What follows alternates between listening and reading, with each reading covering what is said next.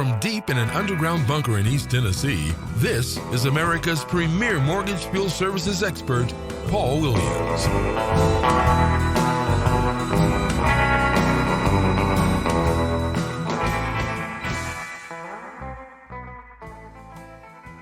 Good afternoon, ladies and gentlemen. My name is Paul Williams, and like we were talking about at the beginning of the hour, we have a great guest coming up today on Foreclosurepedia, the podcast, also simulcasting on the Foreclosurepedia radio network. This Thanksgiving, we're exploring inspiring stories of individuals and organizations making a meaningful difference in our communities. As you heard earlier, we have a special guest. His name is Matt Williams. You know him mainly from equity preservation, but what you don't know, he is also the founder of Fight the Blight, a nonprofit organization dedicated to addressing blight and hoarding disorders in the Pittsburgh metro area and based out of Irwin, Pennsylvania. Excuse me. As we approach Thanksgiving, a time for reflection, gratitude, and giving back, it's the perfect moment to highlight the incredible work that organizations like Fight the Blight are doing. They not only transform neighborhoods, but also uplift lives, creating a ripple effect of positivity and hope in our community. Thanks for joining us today, Matt.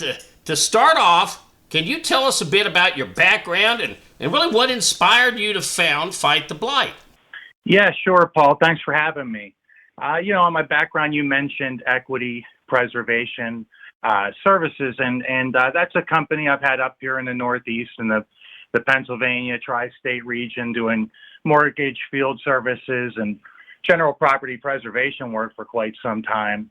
And, really a lot of that work, as you well know, it does amount to blight remediation in itself, especially, the kind of jungle type, yards that we take care of and all those things. And myself and my team have always taken a lot of pride in kind of the befores and the afters of that work and the effects that it has on the community. And I'm a big community involvement type of guy in my area, and really was looking for a way to kind of take, starting where we were at and with what we had, and look to farther that and make a difference in the communities that we were working in and living in, and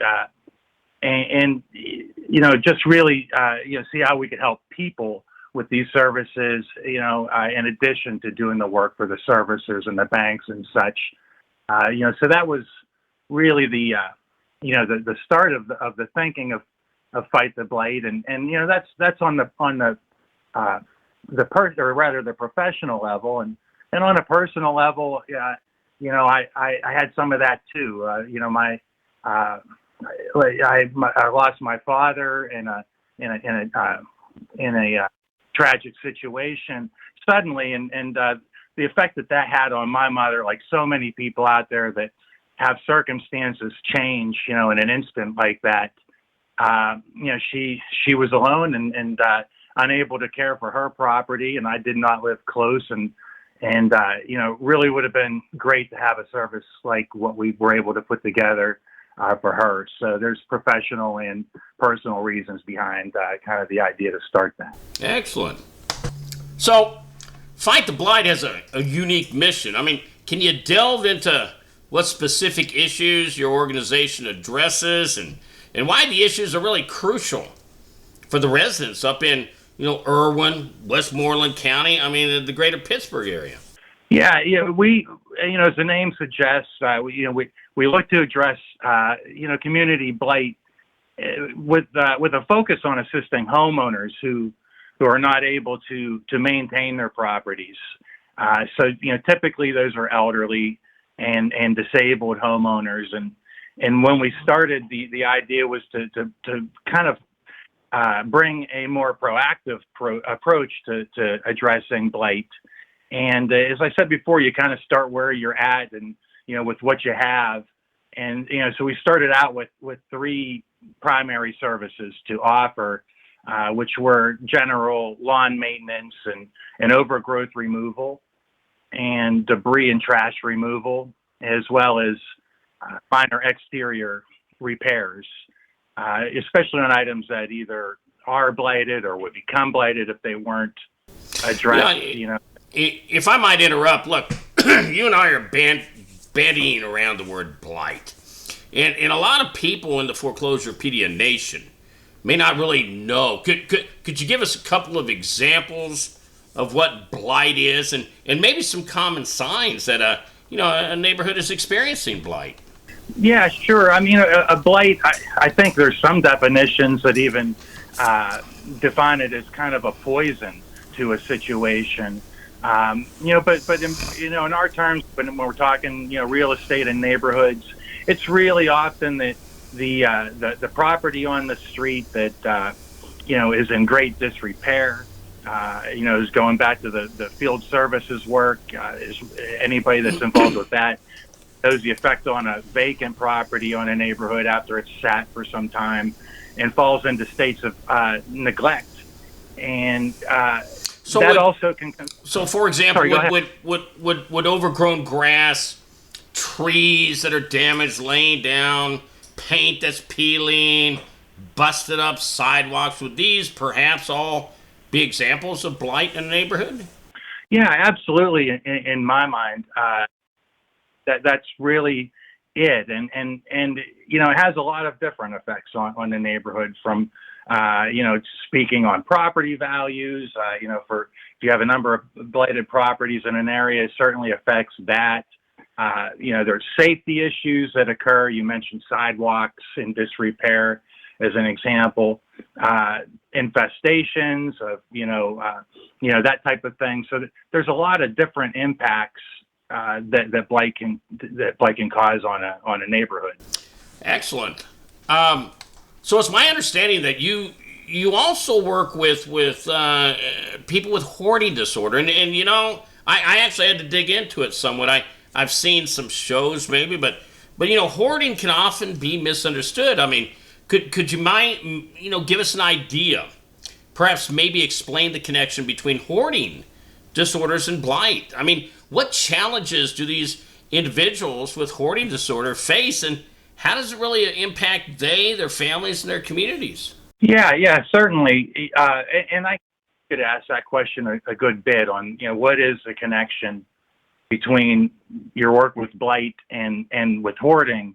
And, in our outlook, in our perspective, they're very closely tied as people with hoarding disorder. It's characterized by, the inability to stop acquiring items that maybe are not necessary, that they don't have they no longer have room to store them, and parting with them as well. So it's a vicious cycle that typically starts on the inside of the house, but almost always will eventually spill over to the exterior, where it really starts to become a blighted situation. And we came into that kind of by accident in a way. I don't know if accident's the right word, but there was a person at Mental Health America here in our area that had become aware of our program, and they were working with people with hoarding disorder and reached out,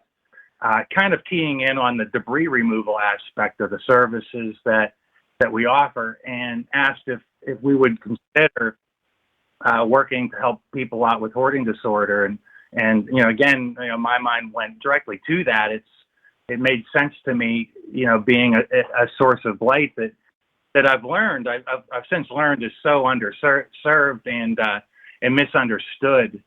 But that's kind of how we began to get involved with it. And as far as challenges, there are many challenges for the people that are dealing with that. Is it fair to say, though, that these folks are not simply stockpiling all this stuff because they want to? Is this not some kind of an internal compulsion, and this might and I think it may actually come into the mental health spectrum? Is that a fair statement? It is a fair statement. It used to be diagnosed as obsessive compulsive disorder, but for some years now it has had its own diagnosis. So it is a diagnosable mental health condition that is, greatly misunderstood and again, very underserved. So yeah, there's a strong mental health component, and that's why the people at Mental Health America were looking for solutions to help the people that have come to them with this because they were unable to find any at that time. So we really worked on creating a comprehensive solution because, as we went out initially and met with some of the people, while we had some minor success, the plans that we originally would have with the homeowners for what we were going to do never quite came to fruition. Whenever it became time to actually remove the discussed, they would back away or even in some cases, at least one I can think of, they wouldn't even answer the door when we went. And so I realized it was a very complex condition that required much more than just a service that was willing to come and take things away from a property. And, we set about working on putting together a committee of people from all different types of specialties. We brought in people from code enforcement and there were therapists and other nonprofits represented and all types of different areas of expertise to kind of come together and put together a more comprehensive solution. And what we came to was a program that has 4 components built into it. One being regular support groups. The second being in-home sorting and organizing. A lot of the people are just not physically able to do that work. We kept the debris and trash removal aspect that we'd already had, and we also budgeted for professional therapy sessions as well. So a holistic approach. You bring in a continuity, a continuum, if you will, of all the aspects that are available to positively or hopefully have a positive outcome with the individual. Is that fair? That is fair, and it has really worked out tremendously thus far. And I truly believe, and if anybody out there is listening and knows differently, please get in touch with myself or with Paul and let us know if you're aware of another program out there that treats hoarding disorder in this way, with kind of the hands-on practical approach combined with the therapeutics and the support groups, because I've not been able to find one, and so we're excited about the results we're seeing, to be sure. So that sounds great. The other thing I really wanted to focus on here, look, I've never found the money tree. I've never found the area where we all hang out when we want to volunteer. And as we reflect on Thanksgiving and that spirit of community, how can people get involved with Fight the Blight? I mean, are there specific volunteer opportunities, especially during this time of year?